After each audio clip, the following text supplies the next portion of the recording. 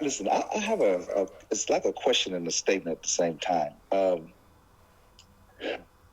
My daughter and I was at one of these big box stores here where we reside. Now, the town is probably just a little bit smaller than Oxford. I used to live in England back in the day, so probably about the size of Oxford. And I was walking through the store, and I saw this older gentleman, a white male, and he was, I would say, in his mid-70s, about 75, 76. And he had on a military hat, talking about he served in Vietnam. So me, being who I am, I asked, so you were in the military? And he started talking about how he was in as a crew chief, and he would fly into combat zones and retrieve the wounded soldiers. And as he was speaking, my thought said to myself, well, what about the African American soldiers that were over there fighting? A lot of y'all refused to pick them up because you didn't want blacks on your aircraft. And this is all fact. And as I was thinking that, he responded with an answer. He was like, oh yeah, we served everybody. We were with the special forces, blah, blah, blah, blah, blah. And then he would say, yeah, we didn't care. As long as you had on, the red, white, and blue, we would pick you up. And I was like, yeah, so just sort of like the same service that they gave the Tuskegee Airmen. And he said, we really don't care about the discrimination part. When we were soldiers, we were picking up. Every time I had a thought regarding what the life was like as an African American in this country, even to the present day, he would respond to it and answer. So as it started to get, a little creepy to me, I thought to myself, well, I'll let him know that, I'm here with my daughter and we're shopping and I need to get back to attending to her. And as I thought this thing, he abruptly says, well, I'll let you go. I know that you're here with your daughter and you want to get back to what you're doing. And I looked at this man and I said, I think this cat was reading my thoughts. What's your thought on this? I'll let you go and Okay, listen to you offline. no problem. Tawat for your question. Thanks for your question.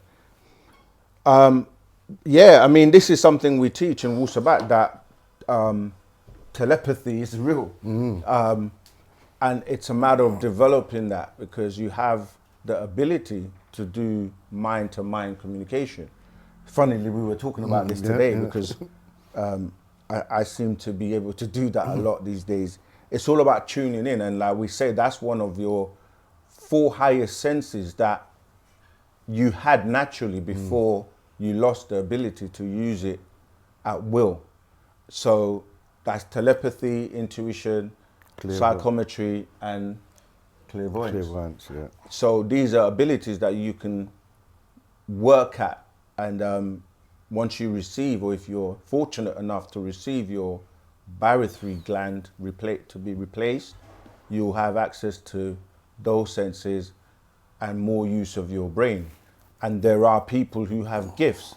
Many of us have different gifts. Some people are naturally telepathic, because when the gland was removed, it was not completely removed because there were nerve endings that were left over. So you can do it from time to time, although it's random. You can't just do it every time you want. So this is why sometimes you might think of someone, you've sent them a message and they've actually received it, and they will call you and you'll be like, man, I was just thinking about you. And or you might bump into someone and you were just thinking about, I haven't seen that person in a long time.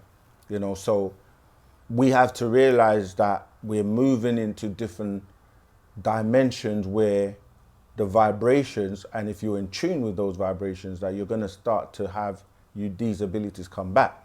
We've been dumbed down with using all of these devices, and not, like the master put it, we haven't been exercising our brain, because we've allowed the introduction of technology by way of these extraterrestrials to dumb us down. Because I remember when you used to remember everyone you knew's telephone number. Like, you didn't have it stored on your phone, and you wanted to call someone, you had to remember their number. And like, now looking back, it's like, how did we have so many numbers? All your family members, all your friends, you knew their numbers, and now you don't, because everything is stored, and most people don't even know their own numbers. That's real.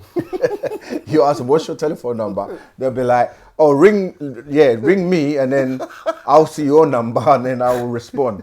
So yeah, we just got to exercise and use our brains again, so that we can develop those those capabilities again. All right.